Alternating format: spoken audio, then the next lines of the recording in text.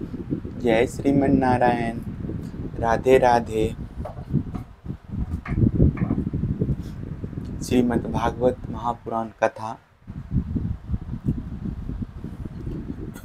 भगवान के अवतारों का वर्णन।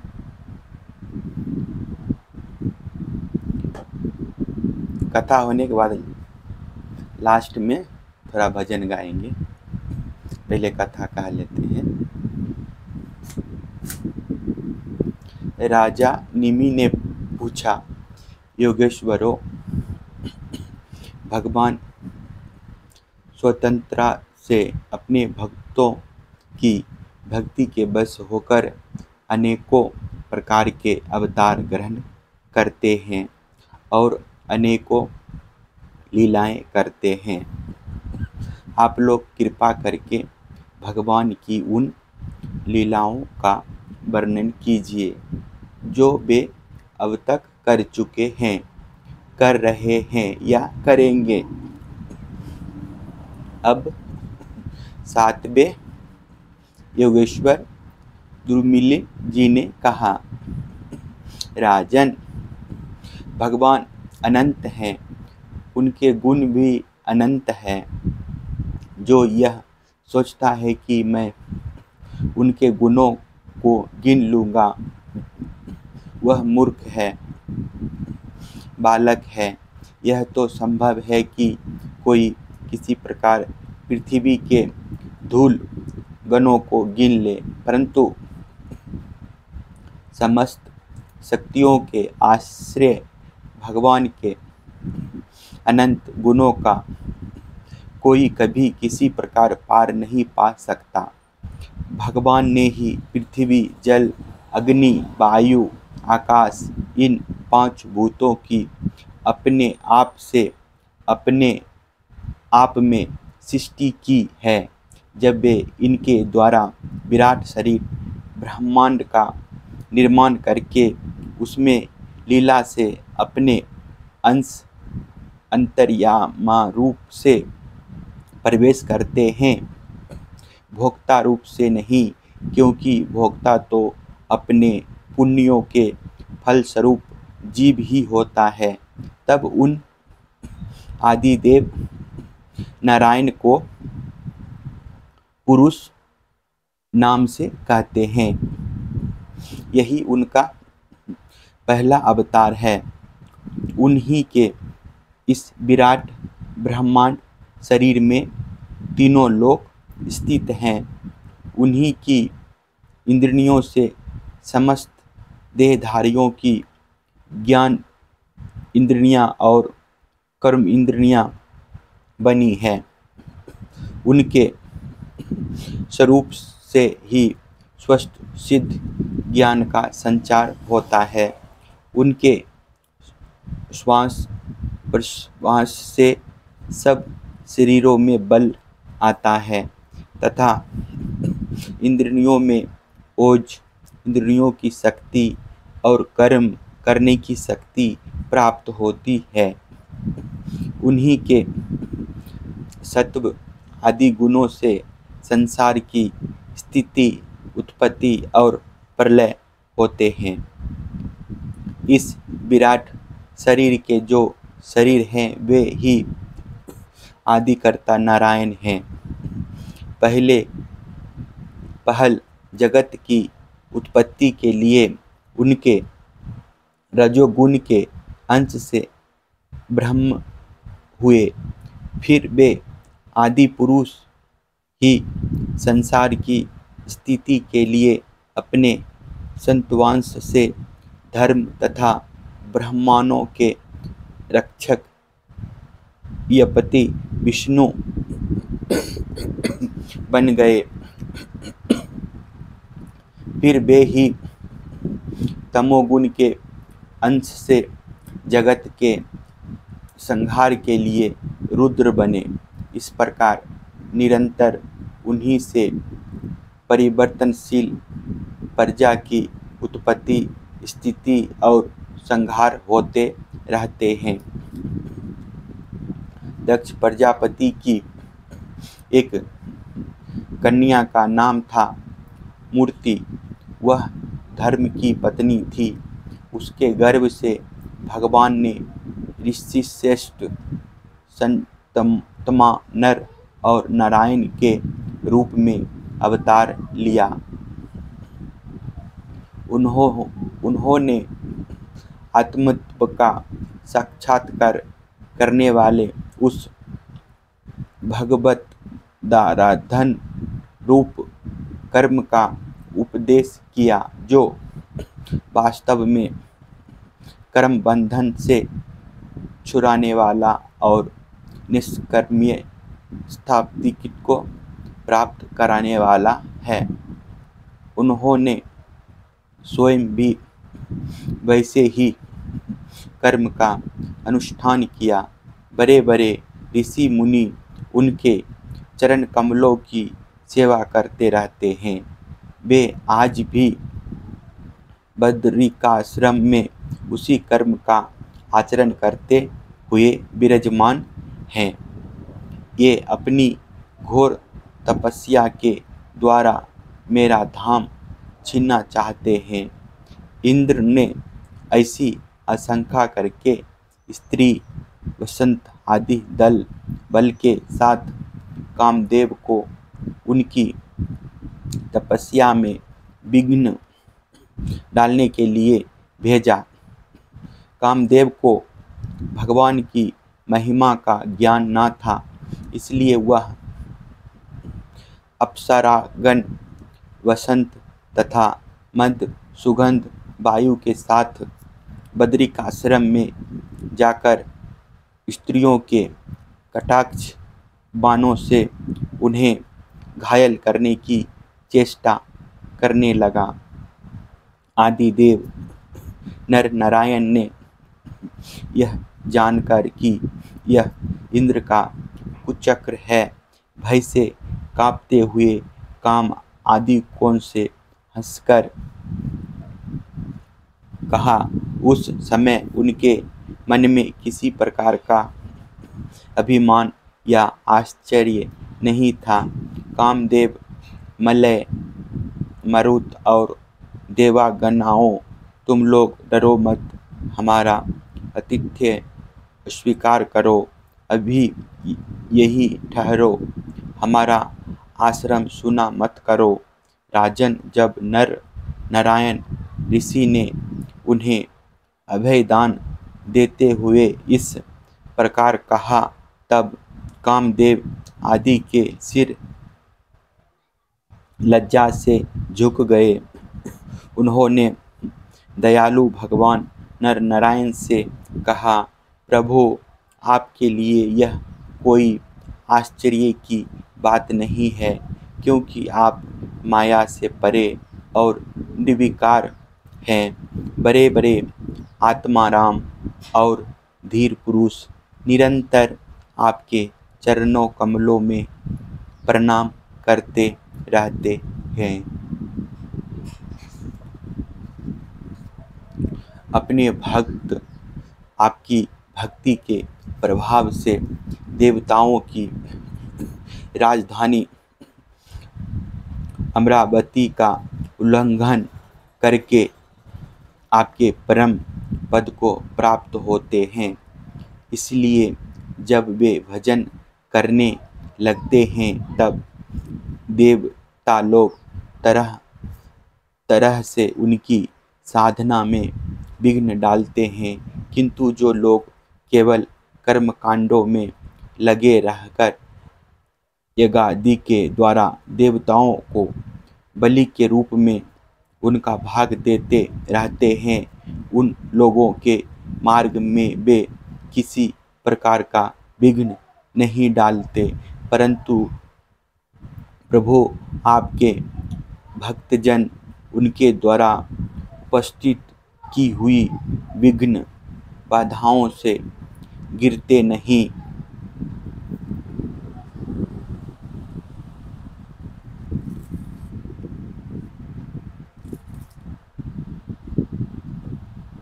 बल्कि आपके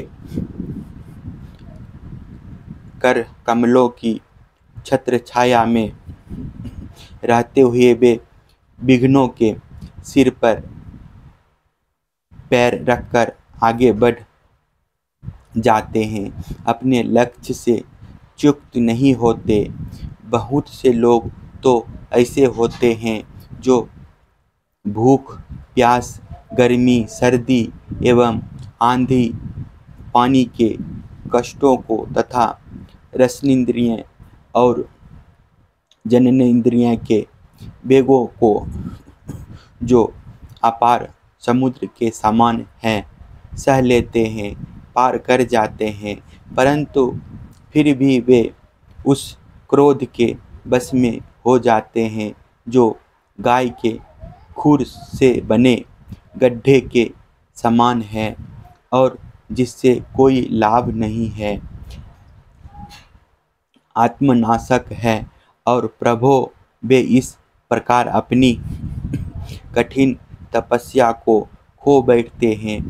जब कामदेव, बसंत आदि देवताओं ने इस प्रकार स्तुति की, तब सर्वशक्तिमान भगवान ने अपने योग बल से उनके सामने बहुत सी ऐसी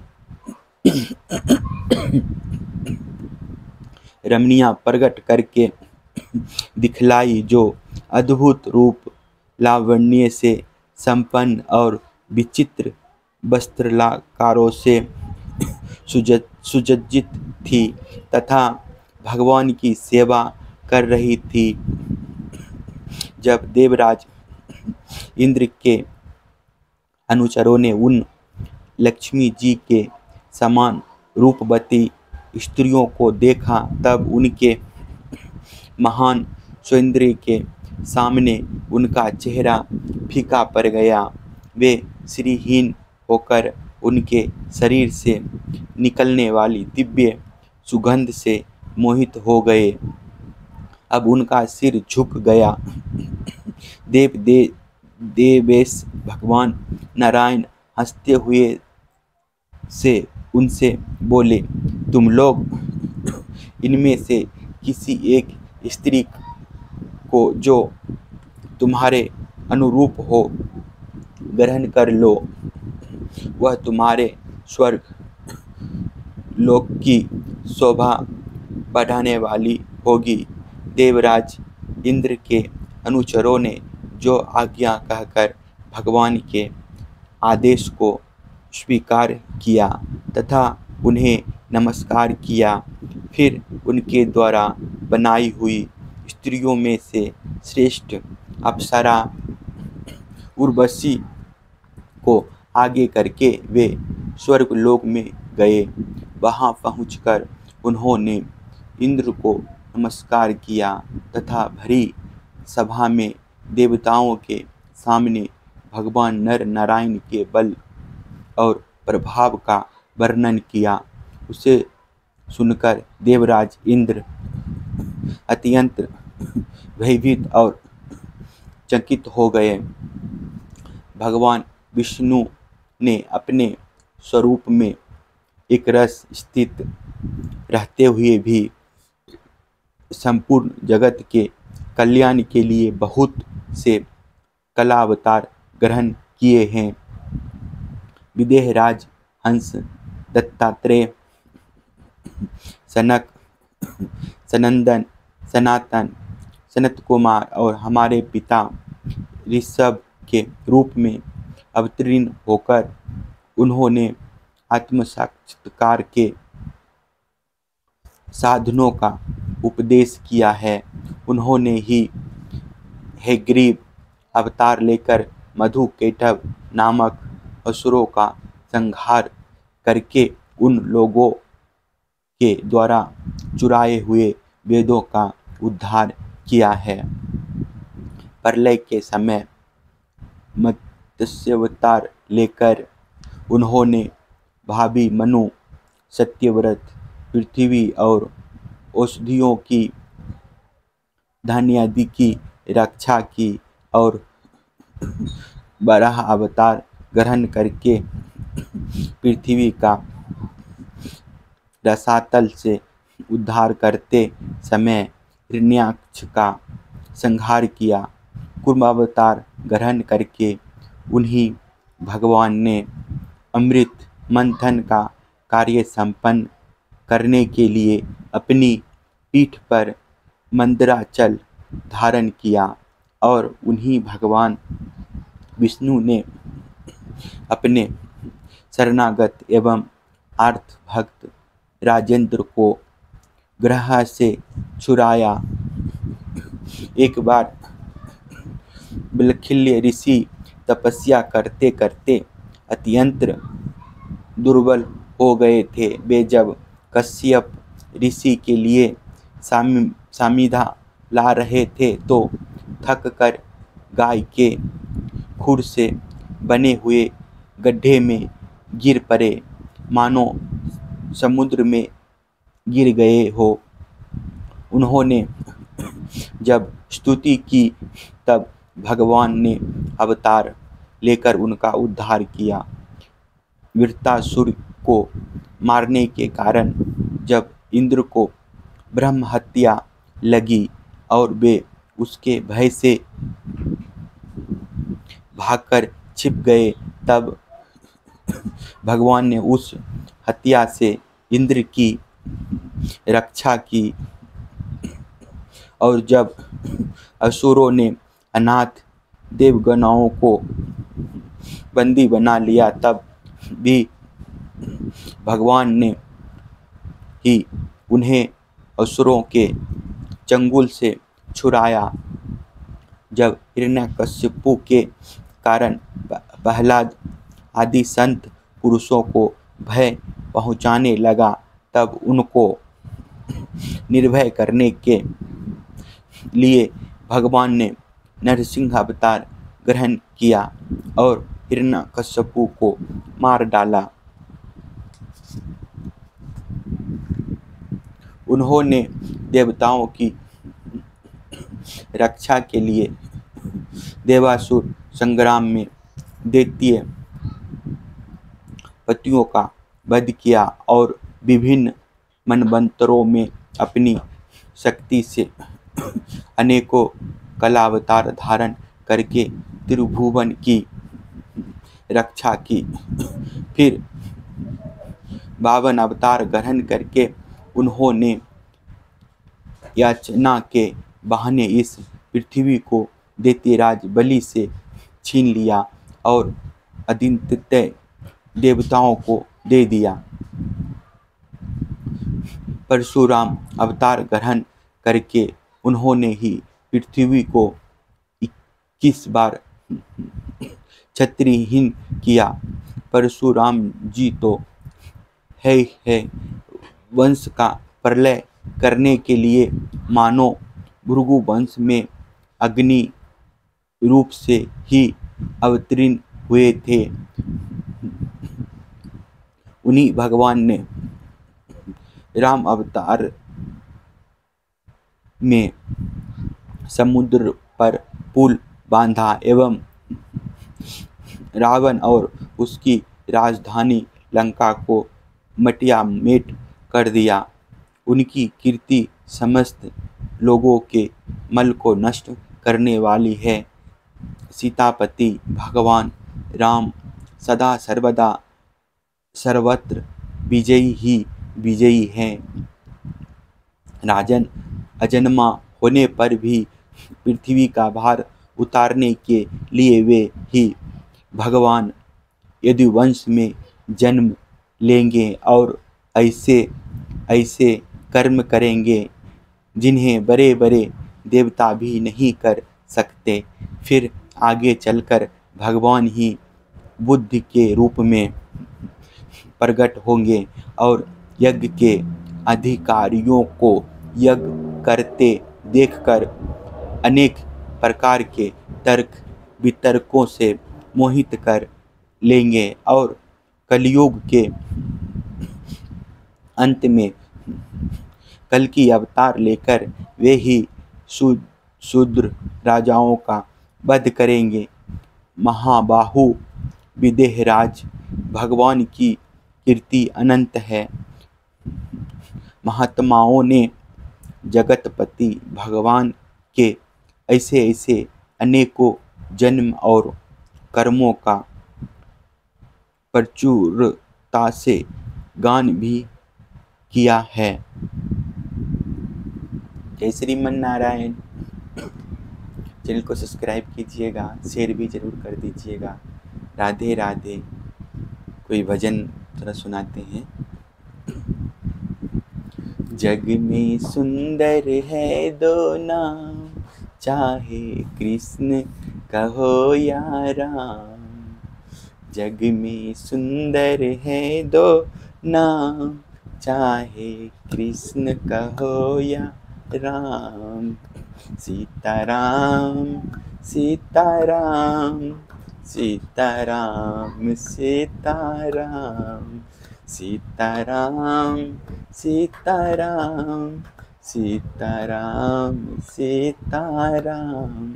राधे श्याम राधे श्याम राधे श्याम राधे श्याम राधे श्याम राधे श्याम राधे श्याम राधे श्याम।